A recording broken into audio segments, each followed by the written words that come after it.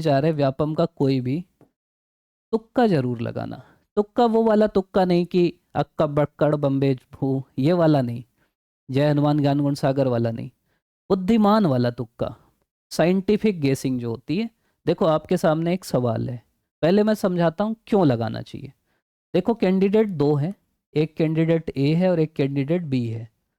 Candidate ए से 70 सवाल सही बन रहे हैं और वो 70 बना लिया और सब सही है मान लो, मतलब ये आदर्श स्थिति मान लो सब सही है। कैंडिडेट बी से भी 70 बन रहे हैं, उसके भी सब सही है। अब ए बोला कि यार जितने मेरे से बन रहे हैं ना मैं उतने ही बनाऊंगा, अब मैं आगे नहीं बनाऊंगा, और वो 70 बनाया, 70 सही है। तो उसको कितने नंबर मिलेंगे? एक सवाल का एक नंबर, मतलब 70 गुणित एक 70 नंबर।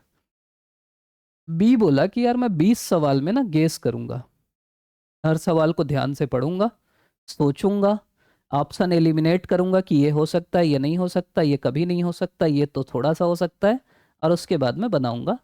और वो 20 सवाल और बनाया, मतलब वो टोटल सवाल बनाया 90। अब इसके तो 70 नंबर इसको भी मिलेंगे। अब इस 20 में उसको मिलते हैं कि नंबर कटते हैं, मेन खेल ये है। अब मैं जो आपको बता रहा हूँ वो आपको, मतलब आप उस चीज़ को समझ गए ना तो आप निकाल लेंगे, क्योंकि हर कोई वही काम करता है। जो 70 बनाता है वो सेलेक्ट नहीं होता, जो 90 बनाता है वो सेलेक्ट होता है, क्योंकि कट ऑफ ज़्यादा जा रहा है ना। तो वो 20 सवाल एक्स्ट्रा बनाया। अब देखो कुछ प्रोबेबिलिटी हो सकती है, मैं बहुत अच्छी बात नहीं करता, 20 में 10 सही हो गए 10 गलत हो गए तो बहुत आगे हो जाएगा। मैं ये बोल रहा हूँ कि इसका मान लो 15 सही हुआ, और अरे उल्टा बताता हूँ, 15 सही हुआ तब तो वो कुछ भी कर लेगा यार। 15 गलत हुआ और 5 सही हुआ, मतलब 20 में केवल 5 सही हो ना। ये उसमें भी हो सकता है कि आप 20 में ए लगा दोगे तो हो सकता है 5 तो ए होंगे, पहली प्रोबेबिलिटी ये है। दूसरी प्रोबेबिलिटी मैं और ख़राब बताता हूँ कि उसके केवल 4 सही हुए और 16 गलत हुए। अब आप ईमानदारी से बताओ, दोनों स्थिति में उसको नुकसान होगा कि फायदा होगा? मैं बताऊं आपको, अगर आप 20 सवाल में तुक्का लगाते और आपके केवल 5 सही होते हैं तो भी आप पहले कैंडिडेट से आगे हैं। इसमें क्या होगा कि 5 सही के आपको 5 नंबर मिलेंगे, मतलब 5 गुणित एक 5। 15 गलत के आपको कितने कम होंगे? 15 गुणित 0.25 कितना होगा? 4 तिया 12, 4 सत्ते 28, मतलब 3.75 आपका माइनस हो जाएगा। मतलब आपको कितना एक्स्ट्रा मिलेगा? 1.25। तो यहाँ पे आपका 1.25 नंबर एक्स्ट्रा मिलेगा, मतलब उसका 70 बनेगा और आपका बनेगा 71.25। केवल अगर आपके 5 सही है तो भी आप उससे आगे हैं। अब इस स्थिति में आओ, आपको लगेगा इसमें तो यार नुकसान हो जाएगा।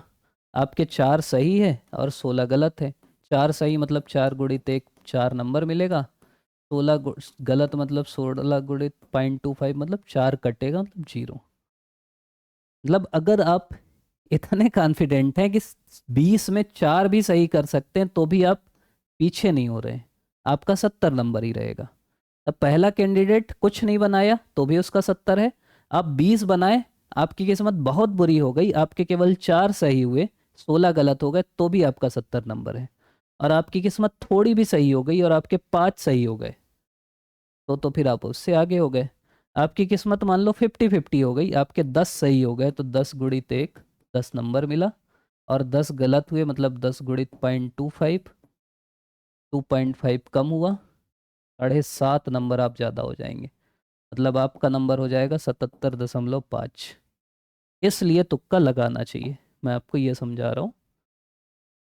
इसलिए कैंडिडेट बी हमेशा फ़ायदे में रहता है। अगर आप इतना आपको कॉन्फिडेंस है कि आप 20 में 4 सही कर सकते हैं तो आप तुक्का लगाइए।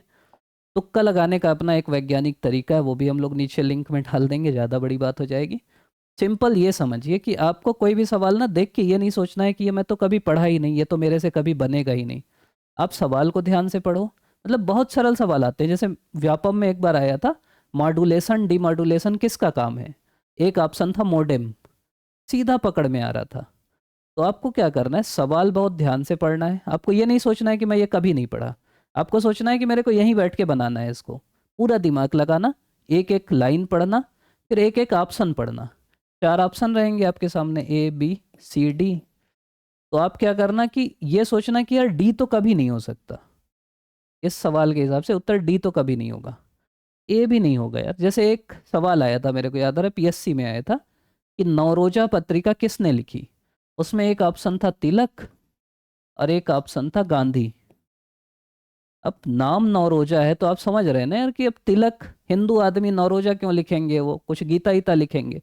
तो आप ये दोनों को काट दो, फिर बचा बी और सी, इसमें एक तुक्का लगा दो, तो आपके सही होने की प्रोबेबिलिटी बहुत ज़्यादा हो जाएगी। फिर हो सकता है 20 में आपके 10 भी सही हो जाएं। तो इस टाइप से आपको अपने आप को मानना है जासूस, जैसे जासूस होते हैं ना, एसीपी प्रद्युम्न, और मानना है कि ये 4 कातिल आपके सामने हैं, जो जिनके ऊपर शक है कि ये कत्ल कर सकते हैं।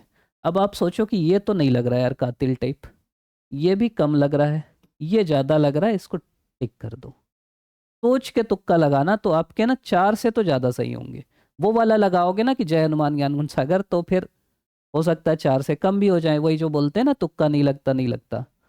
तो वो चीज़ें हैं, वो आपके ऊपर है, आप देख लेना भाई। मत बोलना बाद में आके कि हमारा 20 बना है उसमें से एक सही हुआ आपके कारण निगेटिव हो गया, तो ऐसा मत बोलना।